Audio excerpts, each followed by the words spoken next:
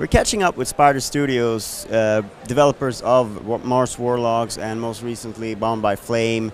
You're going back to that Mars universe with the Technomancer. Can you tell us a little bit about what kind of, for those who are familiar and for those who are unfamiliar with Mars Warlogs, where does this game land? Some characters will make appearances from Mars Warlog.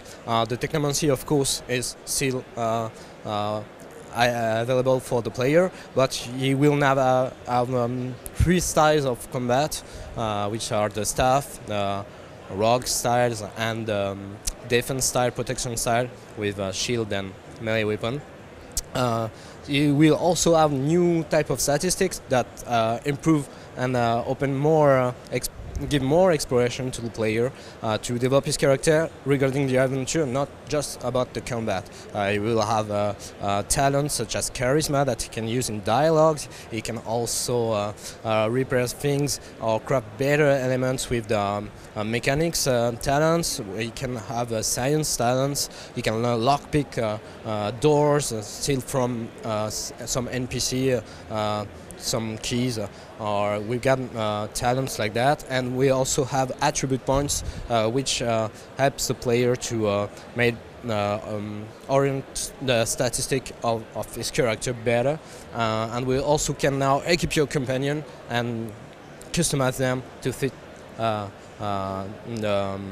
combat better, and you have now two active companions also, which is pretty cool. And we can also go back to the previous location that you have visited before to see the consequences that things changes. You can finish your side quest later and explore and go back to open new ways in the level with your talents improved and stuff like that. So I always thought that the universe of Mars Warlocks was something that was very sort of, it spoke to me. It's a very interesting universe that you created for that game, but maybe you didn't go all the way with that first game. Is this sort of a chance for you to sort of revisit the universe and make sort of more fleshed out RPG? We pass through background elements. We have that in the first Mars Warlock, but and that's paying off in the Technomancer. It's kind of bigger project. So Mars Warlock was a small project, and we tried to explore and to show to the player different type of environment with their own logical and life philosophy, and the difference between all the faction. Here we are in the opposite faction, so we explore another side of the planet and of the people that are left on Mars, that are isolated about, and we will discover some kind of elements in the scenario which give more information on the Technomancy to the player. One thing that you mentioned, we talked about this game before, is the factions in the game, and that how important role they play, and that you've been inspired by New Vegas. Can you tell us a little bit about how the factions work? I wanted to that the player makes some allies and to invest himself with some different of people, and we've got 6 factions. Some factions are opposite each other.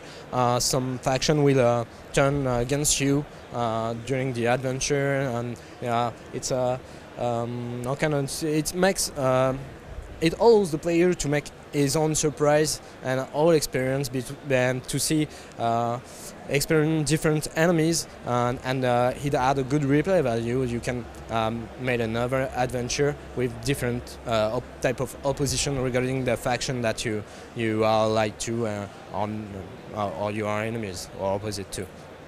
So another thing that I think is really nice about the game is the options that you have for resolution in terms of different quests, and the fact that it's maybe you're opening up a little bit so that you can actually role play. You're not just thinking about sort of what you're getting and what you want to get. You're also thinking about your character and how he communicates with other people. So you can, for instance, kill someone but say that you actually let him go, even though the person you're talking to wanted you to kill him. Things like that makes it a little bit more complex than you would normally see. It's more complex. We will improve their tool to made it more complex. We always wanted that type of complexity and to stay logical in the quest conception. If you, for example, replay a game and you know that you can find some people prisoned in a specific location, when they are kidnapped, they are prisoned all the time. So if you go to the specific location directly, you can normally find them. So it's logical, and we wanted to be credible about their universe. It contributes to keep credible all the story, and it's kind of credibility that we wanted, and we offer different solution because this solution seems logical to the player, and with his talent he can open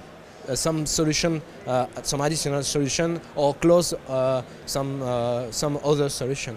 So it's a bit challenging, but we manage it pretty well, I think. I hope that the players will try different ways and ask to their friend and talk about how way he resolved that quest, and with a friend to see the differences.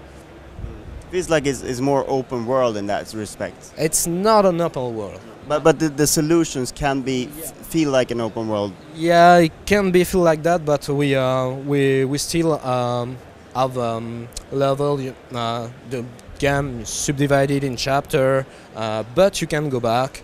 But it's not an open world like Skyrim, for example. It's more. It's more like The Witcher 2. It's a semi-open world. I don't know the term if it's correct, but it's kind of limited liberty because we got story to tell, and we didn't want the full open world is too systemic to be a narrative enough, and we want to keep control on story and dialogues and events to offer an adventure. But you can complete quests in order that you want. You get many parallel main quests that you can complete. You can fade some quests because there are timed. You get many different type of elements. It was something that we wanted to improve in this game. So this is very early days. We've gotten a little bit of a sneak peek. Yeah, it's a pre-alpha version. It's one of the first demonstration that you have made today. This is the third one in 2 months. So it will be. We'll see. You will have further information soon, I think, with Focus Interactive, our editor. But for the moment. We can show you more that. So no release date yet, and are you talking about platforms? Regarding the platform, we will be released on PC and consoles, new gen consoles. And no sort of inclination on when it might be ready next year, or?